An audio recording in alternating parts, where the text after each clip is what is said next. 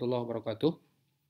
Baik, berjumpa kembali dalam kuliah makroekonomi, pertemuan ke-12. Pada pertemuan sebelumnya kita telah membahas, di dua pertemuan sebelumnya kita telah membahas peran kebijakan moneter. Kita sekarang beralih ke peran kebijakan sektor publik ya.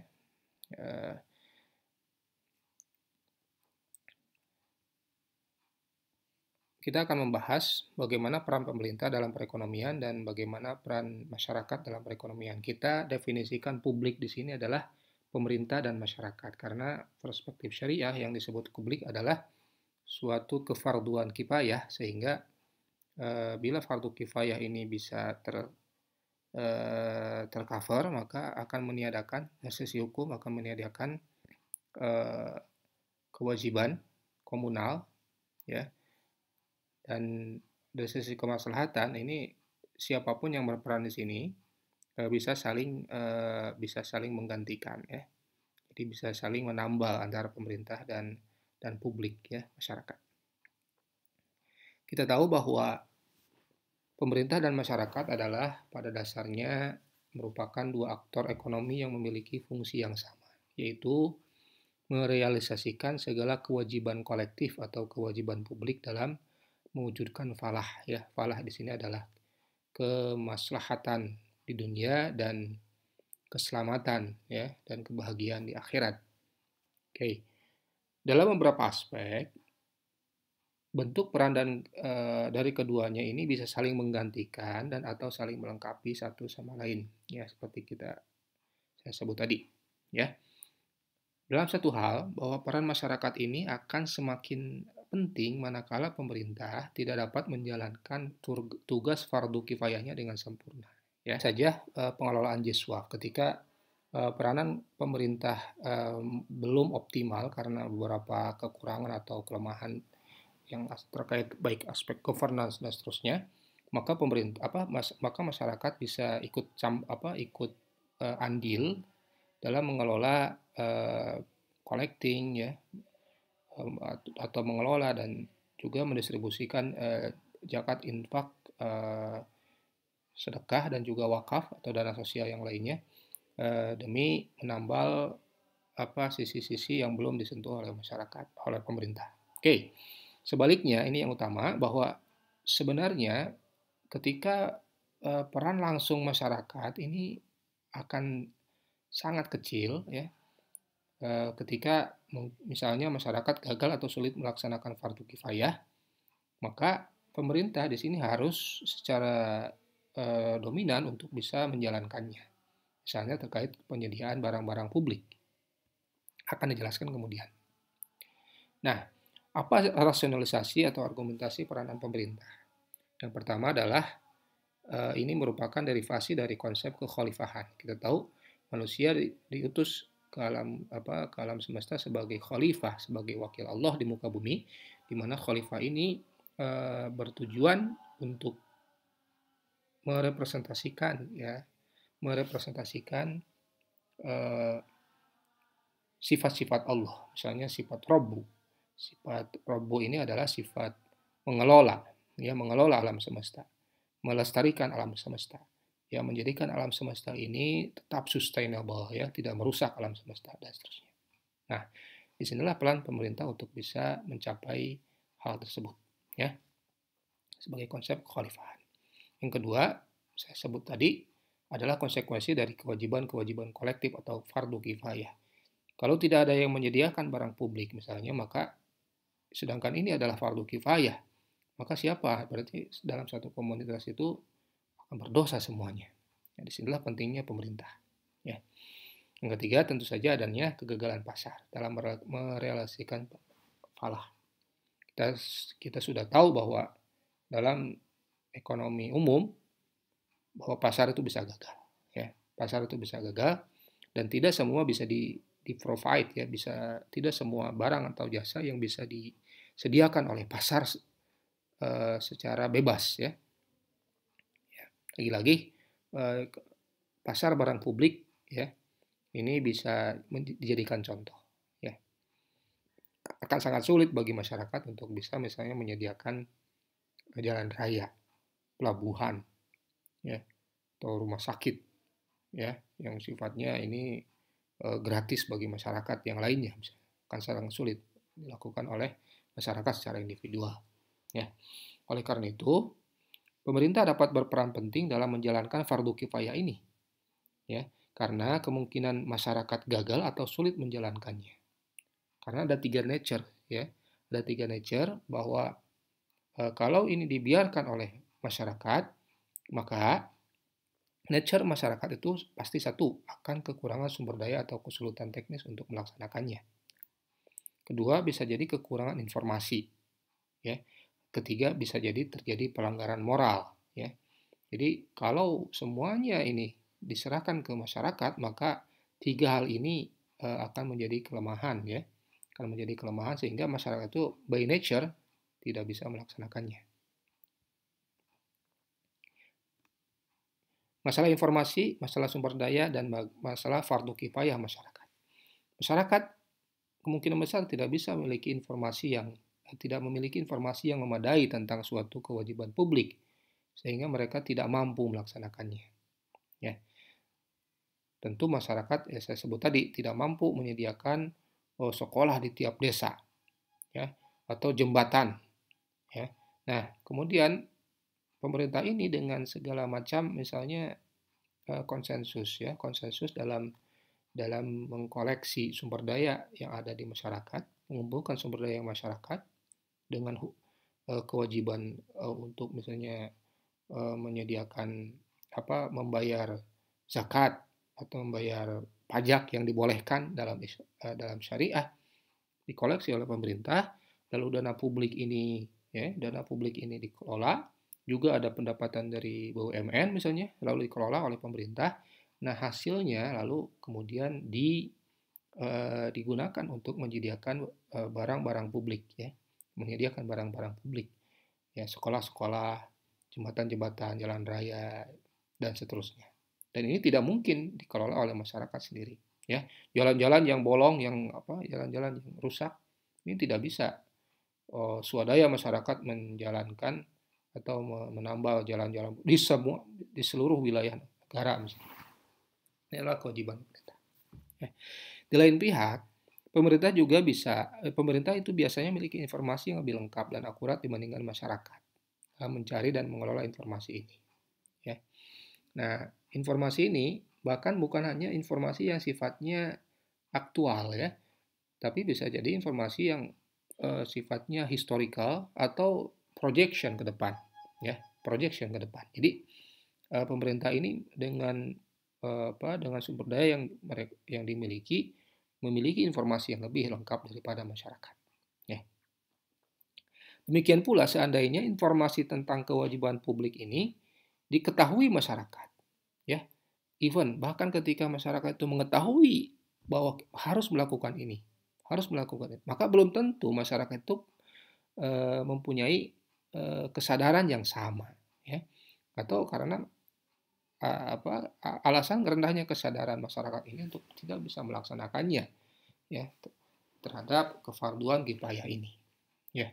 Misalnya di jalan raya atau di fasilitas-fasilitas umum ada misalnya sampah berserakan atau sampah di mana-mana. Siapa yang menyediakan misalnya tempat sampah ini? Siapa yang mengelola atau membersihkan sampah-sampah ini? Siapa yang mengelola taman-taman ini? Tentu saja itulah pentingnya kenapa pemerintah kemudian melaksanakan kefarduan kifayah ini. Ya. Nah, jika minimum salah satunya ketidakmampuan, informasi dan juga kesadaran ini tidak terjadi, maka pemerintah harus mengambil alih kewajiban-kewajiban tersebut. Ya, itu urgensi yang pertama. Nah, urgensi yang kedua adalah bahwa seringkali pasar itu gagal, ya. Terjadi kegagalan pasar. Kegagalan pasar ini merupakan latar belakang juga perlunya pemerintah berperan dalam perekonomian. Apa itu sumber kegagalan pasar? Kegagalan pasar adalah terjadi karena ketidaksempurnaan mekanisme pasar, ya, dan juga tidak berjalannya mekanisme pasar secara efisien, ya. Jadi pasar yang sempurna itu memang akan melahirkan satu satu kondisi yang efisien secara ekonomi, ya. Tetapi dalam banyak hal bahwa ini efisiensi pasar ini tidak terjadi.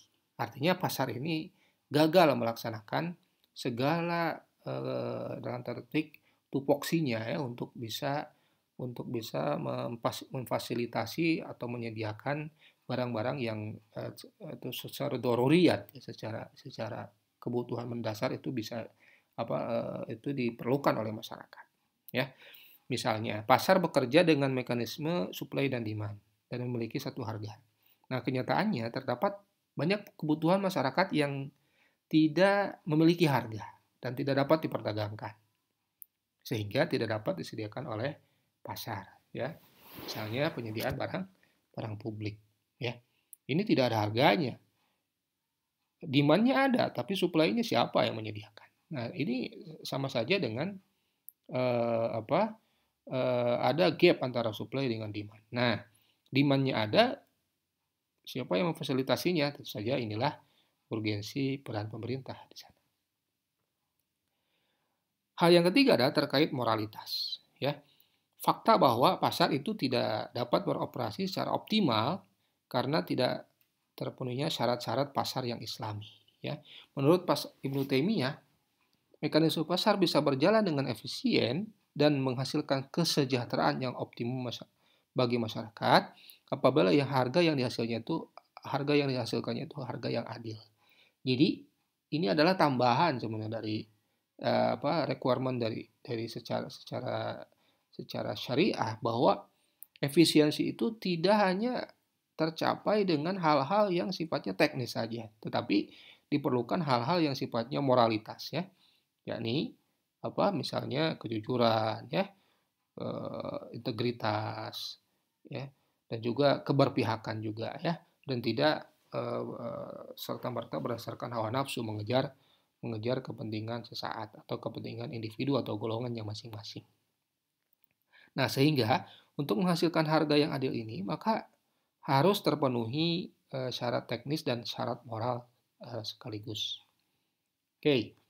Nah, oleh karena itu saya sebut tadi bahwa aspek teknis dan moral dalam mencapai efisiensi pasar ini adalah penting ya.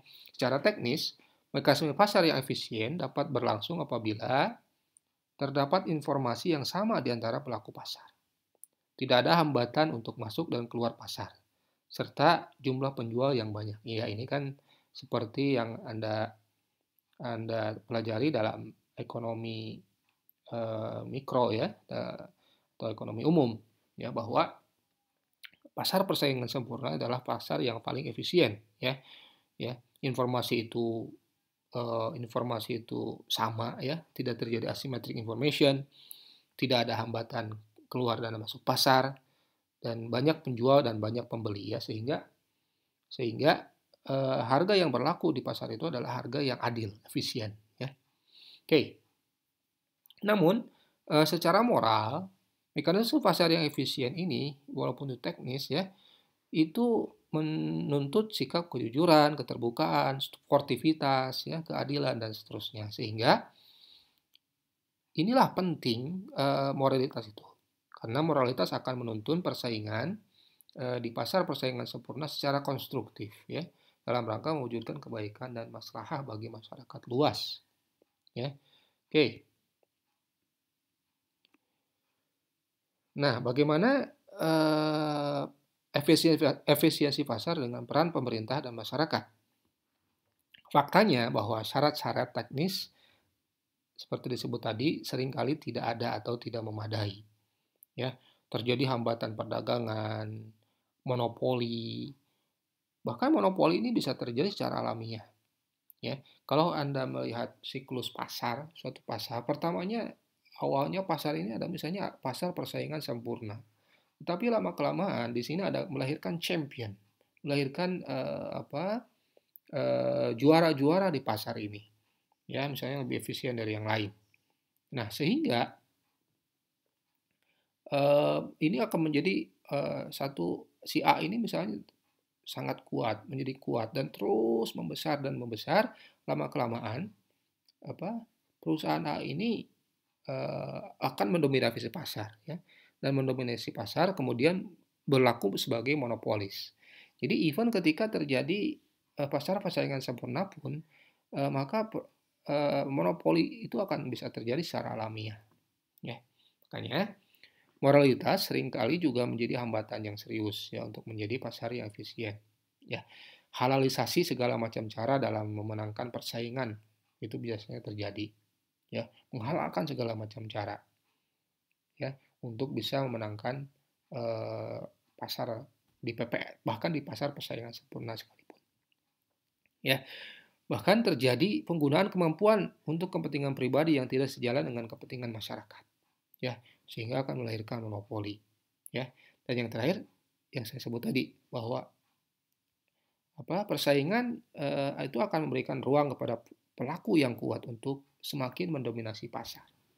Ya, kita tahu dalam misalnya online marketplace, ya, marketplace online, kita tahu ini kan gurita saja sebenarnya, ya, sehingga UKM marketplace UKM itu hanya sebagai follower saja, ya, hanya follower saja. Nah, oleh karena itu diperlukan upaya pemerintah untuk mewujudkan efisiensi pasar ini. Ya. Jadi efisiensi pasar tidak bisa terjadi tanpa adanya moralitas, dan siapa yang menjaga moralitas atau penjaga moralitas? Nah, salah satunya adalah pemerintah. Nah, inilah ruang lingkup pemerintah dalam pasar ya. Jadi secara garis besar bisa diklasifikasikan menjadi dua hal ini. Yang pertama, mewujudkan ekonomi Islam secara keseluruhan. Ya, secara umum tujuan peran pemerintah adalah mencapai kemaslahatan masyarakat atau falah. Jadi bukan mencapai keutamaan atau mencapai kejayaan satu atau dua pihak atau individu atau golongan. Tetapi tugas pemerintah adalah melanjutkan fungsi-fungsi profetik atau kenabian dalam menjaga agama Islam ya dan mengatur urusan-urusan duniawi. Jadi melahirkan untuk mencapai maqasidus syariah, tujuan-tujuan syariah.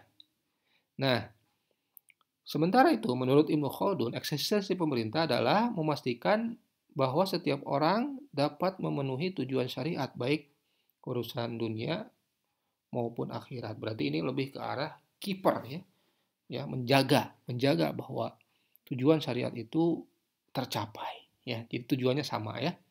Baik menurut Imam Al-Mawardi maupun Ibnu Khaldun.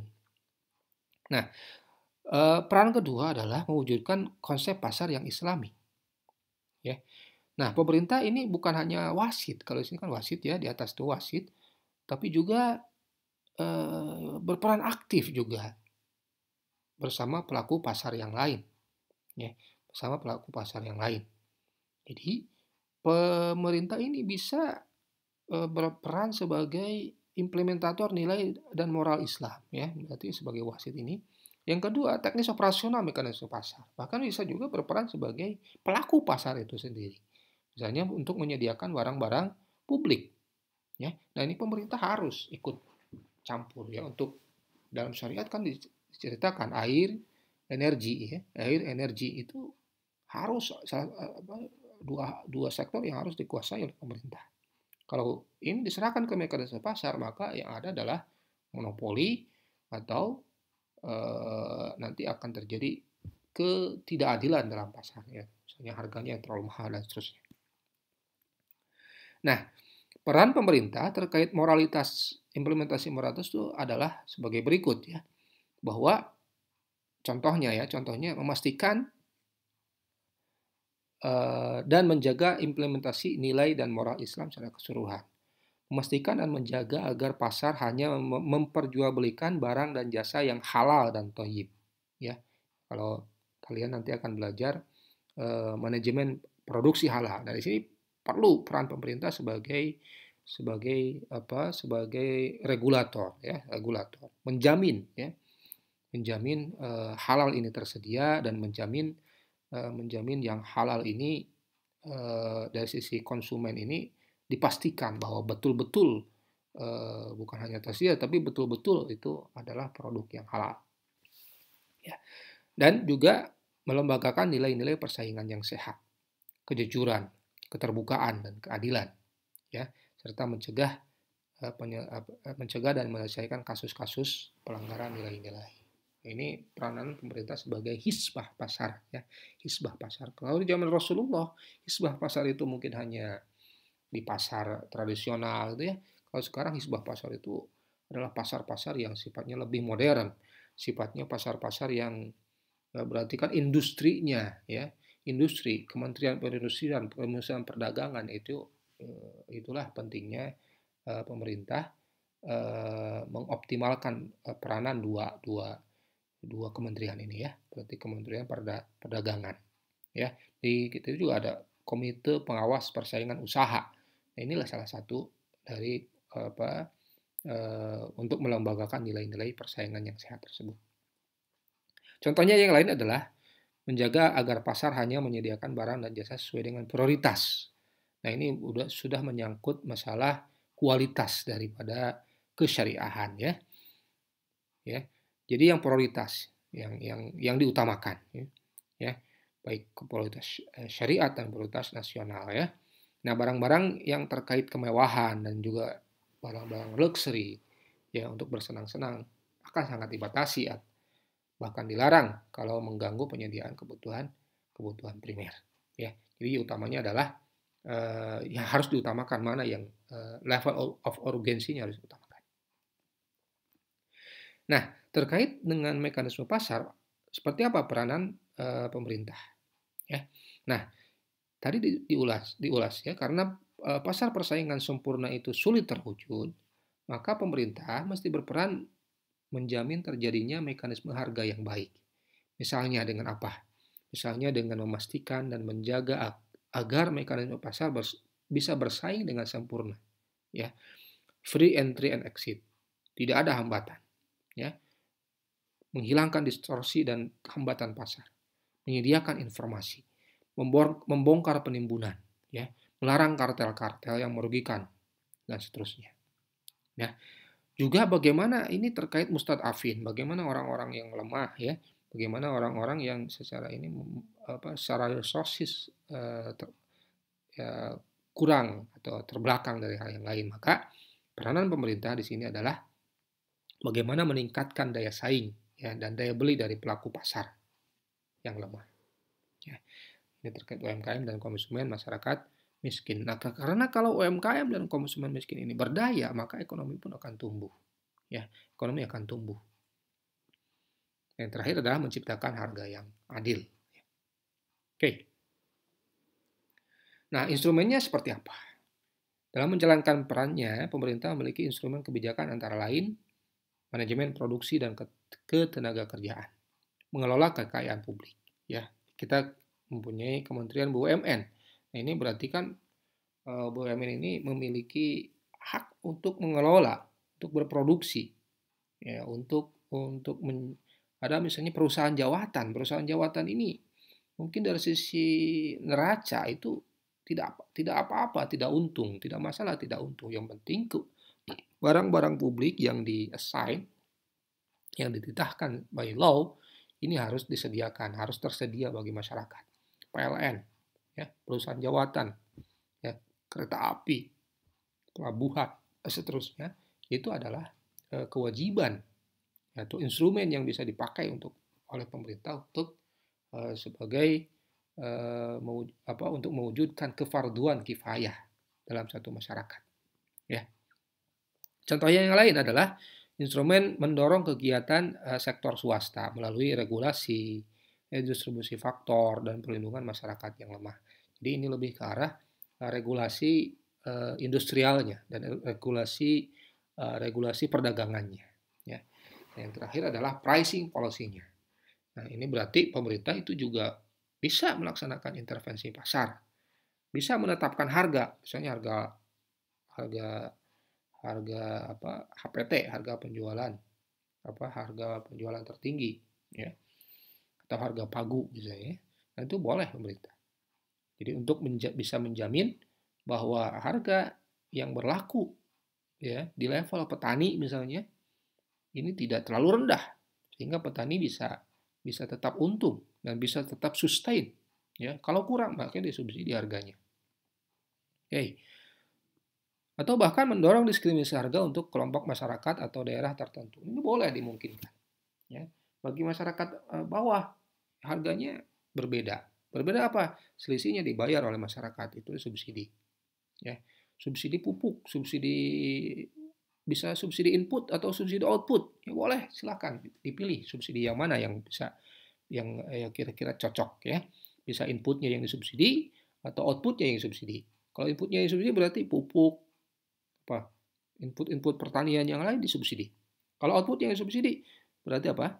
Harga penjualan di level petani, harga gabahnya itu kalau misalnya harga harga pasarnya itu terlalu rendah, maka pemerintah yang harus bisa membeli itu dengan harga yang lebih mahal. Ya, ini ada misalnya di Bulog ya bisa melakukan seperti itu. Oke. Nah, beralih ke kebijakan ke peran masyarakat dan perekonomian. Nah, peran masyarakat ini eh, juga sangat penting ya, juga sangat penting. Nah, dalam masa Islam klasik ya, bahwa kesejahteraan ekonomi yang berhasil dicapai oleh masyarakat adalah juga merupakan hasil kerja kolektif semua komponen masyarakat. Ya, bukan hanya hanya mengandalkan pemerintah. Ya. Masyarakat saat itu bekerja tidak selalu untuk kepentingan dirinya semata, tapi untuk kepentingan orang lain tanpa imbalan. Kita tahu minggu lalu, ya 2 minggu lalu bahwa motif masyarakat dalam ekonomi Islami adalah ada motif altruism. Ya, altruism itu memberi, ya, memberi tanpa ingin memperoleh imbalan. Ya, motivasinya dengan motivasi bahwa kesadaran bahwa hidup masyarakat akan selalu membutuhkan orang lain. Ada solidaritas di sini. Ya, kita membantu misalnya kasus COVID sekarang untuk membantu masyarakat supaya sehat dulu, ya, sehat dulu. Kita punya karyawan yang penting tidak di PHK dulu.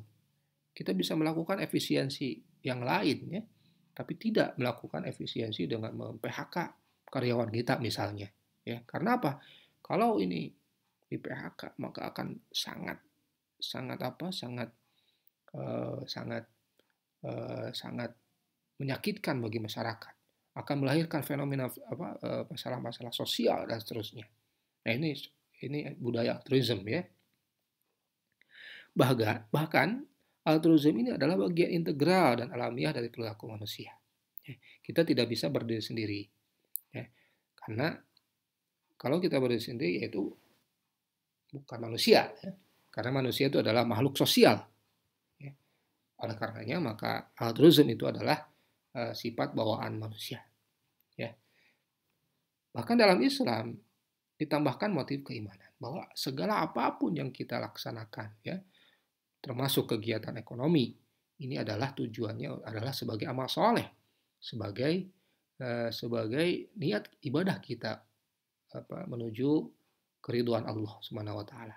Kita bukan hanya mencapai kemaslahatan pribadi, kemanfaatan bagi pribadi sendiri atau golongan kita, tapi kita juga adalah mencapai kemaslahatan masyarakat. Bukan hanya kemaslahatan di dunia, tapi juga kemaslahatan di akhirat. Nah, kalau tadi kita membahas rasionalisasi atau argumentasi peran pemerintah, maka masyarakat pun penting untuk bisa berperan di sini dengan rasionalitas sebagai berikut. Yang pertama, ini juga ada konsekuensi fardu kifayah. Ya, kalau ada satu kewajiban tidak terpenuhi, maka semua masyarakat menanggung dosa.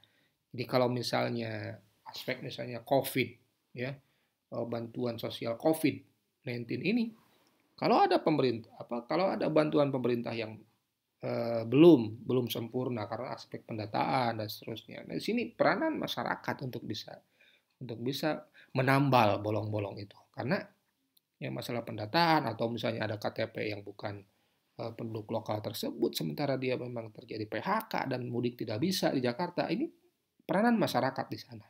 Ya setidaknya menyediakan informasi kepada masyarakat ini, kepada pemerintah ini ada masyarakat yang terlewat, ya bahkan oleh solidaritas masing-masing, oleh solidaritas sendiri ya. Nah, demikian juga ada hak milik publik ya. Misalnya ada hak harta wakaf. Ini merupakan kekayaan masyarakat secara keseluruhan. Pemerintah bisa bergonta-ganti, tetapi hak publik ini dari wakaf ya, harta wakaf ini akan terus terikat kepada masyarakat sampai kiamat. Karena harta wakaf ini tidak bisa diperjualbelikan. Ya. Kita lihat pesantren-pesantren adalah wakaf misalnya.